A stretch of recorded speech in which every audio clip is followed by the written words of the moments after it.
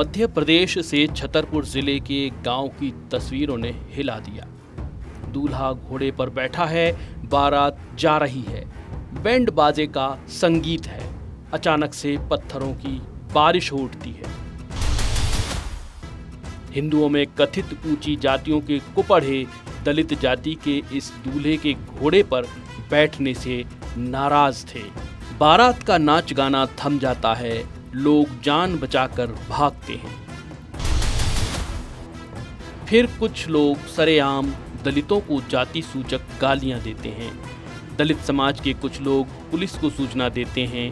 बारात रुक जाती है। घंटों बाद पुलिस पहुंचती है। 2-3 सिपाही डंडे हाथ में लिए। बारात अब इनकी निगरानी में निकाली जाएगी। फिर दूल्हा घोड़ी चढ़ता है, अपने कुलदेवी देवताओं को पूजते हैं।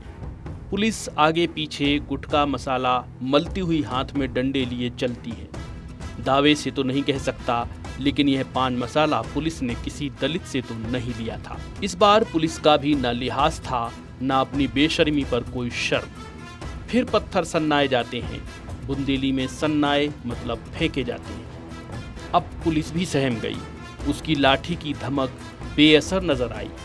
थाने और मुख्यालय को सूचना जाती है। बारात फिर रुक जाती है। घंटों बाद एक बार फिर से अब हथियार बंद बड़े अफसरों के साथ पुलिस दल बल से पहुंचती है। गांव में पहले सुलह के प्रयास, लेकिन ऊंची जाति के 21वीं सदी वाले नौजवान फिर क्रोध से भर जाते हैं।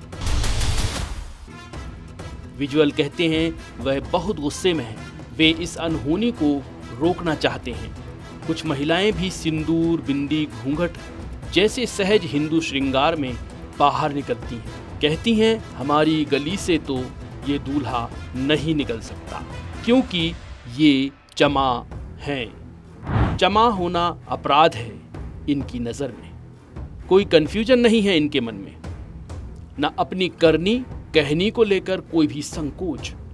कुछ 21वीं सदी के नौजवान रास्ते पर आते हैं।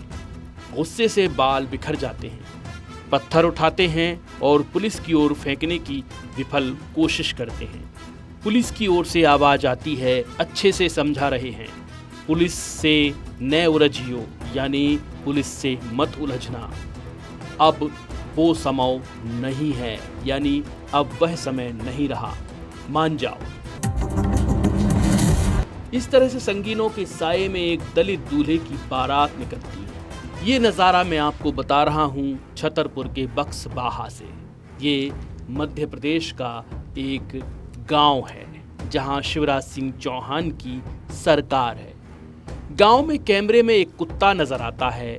उसके पास ही एक राजनीतिक दल का झंडा लहरा रहा होता है। ऐसा लगता है कुत्ता स्वयं को ऊंचा महसूस कर रहा है। चलो मैं भी किसी से ऊपर तो हूँ। अब तक तो ऐसा लगता था जैसे अकेला ही हूँ लातें खाने के लिए। दल का झंडा मुस्कुरा रहा है। वह जो वर्षों से बो रहा है वही तो हो रहा है। कुछ ऊंची पिछड़ी जातियों के लोग दलितों से खफा हैं। वे मानने तैयार नहीं हैं कि इन्हें भी मनुष्य के उसी वीर ने बनाया है जिसने इन्हें। ये मानने तैयार नहीं हैं यह भी उसी मनु की संतान है जिसकी संतान ये हैं। ये मानने तैयार नहीं हैं जिस राम को ये पूजते हैं वे भी उसे ही पूजते हैं। इस बात से खफा ऊंची जातियां सोचती हैं दलित दूल्हा घोड़ी पर बैठ कैसे सकता है। मैं भी सोचकर मौन हूँ। आखिर आज के दौर में, या यूं कहिए किसी भी दौर में, जातियां आपस में लड़ने के लिए भी हो सकती हैं, या इनमें ऊंचे नीचे का भी भेद हो सकता है। इन गंवारों को यह बताना बेकार है कि जातियां इंसानी शरीर को सदियों तक स्वस्थ रखने का बायोलॉजिकल वैज्ञानिक तरीका है। जातियां ऊंची नीची हो सकती हैं, लेकिन किसी से कमतर या ज़्यादातर नहीं। बुंदेलखंड से ऐसी खबरें ही देश में व्याप्त गैर राष्ट्रीय विचारों को खाद पानी देती हैं। ऐसी घटनाएं ही असल में हिंदुत्व को नुकसान पहुंचाती हैं।